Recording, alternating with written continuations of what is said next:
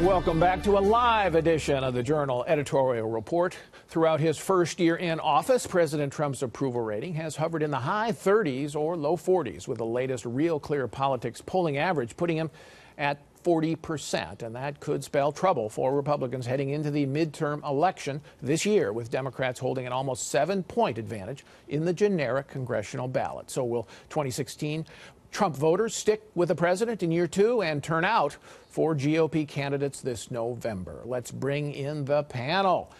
James, the polling, you've been looking at those numbers. I know I talked to Democrats. They think it's a done deal. Speaker Pelosi is back. Is that true? Yeah, they might want to hold off on popping the corks.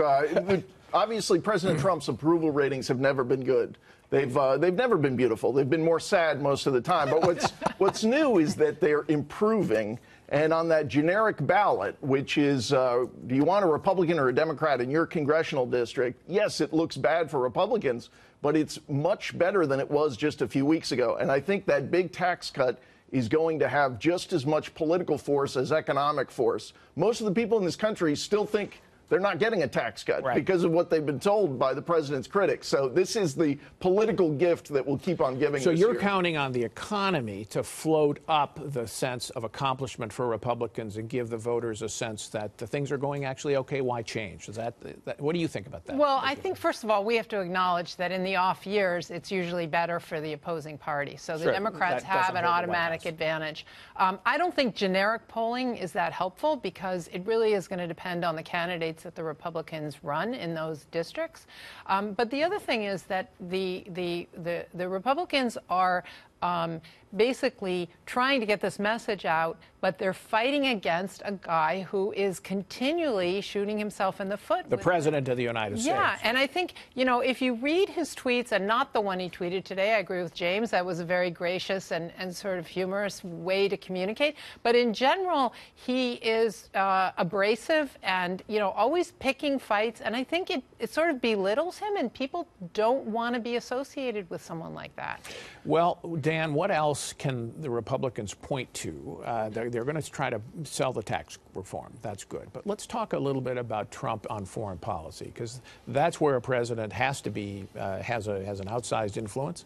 And we're going to hear from him on North Korea, Syria, elsewhere. What marks you give Trump on foreign policy in the first year?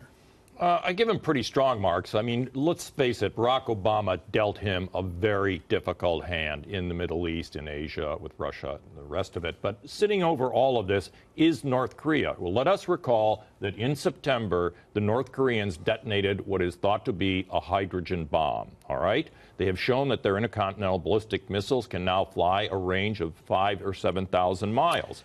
And this reality is one of the things, you talk to average Americans, they say, what are we doing about North Korea? Well, we know from Hawaii, the false alarm last weekend, that people are frightened about that. Yeah, they are. And yet the foreign policy, so I think the foreign policy team is probably spending about 70% of its time on that. Meanwhile, Islamic State was effectively defeated in Iraq and Syria. That was a big accomplishment. Russia, nonetheless, continues to threaten NATO. The president's relationship with Russia has always been unclear with Putin. And so I guess the issue here is, where is the focus? Where is the policy set? Where is the strategy going to emerge? Handled it pretty well, but we haven't seen a clear strategy yet for most of these areas. Kim, when I talk to Democrats, it seems to me that they have one message for really it's their only message as far as governing goes, and it's their big message for the midterms, and it is stop Trump, resist Trump. We're not Trump, they're Trump. That's pretty much it. And they're hoping that that drives their voters out the way it did in Virginia and recently this last week in that Wisconsin special election in the state Senate. Yeah, and that's why I push back a little bit on James. I do think that approval rating of Donald Trump does matter, and you see that in Virginia and in Wisconsin. The Republicans have got two major issues. One is enthusiasm among the Democratic base. They've got to figure out how they can rival that among their own voters, which is something that can sometimes be tough to do in midterm elections. But also, and this is where that approval number matters, is independents, especially in states like Virginia and Wisconsin. They are often at the margin of that number, one of the reasons why Trump's numbers aren't higher.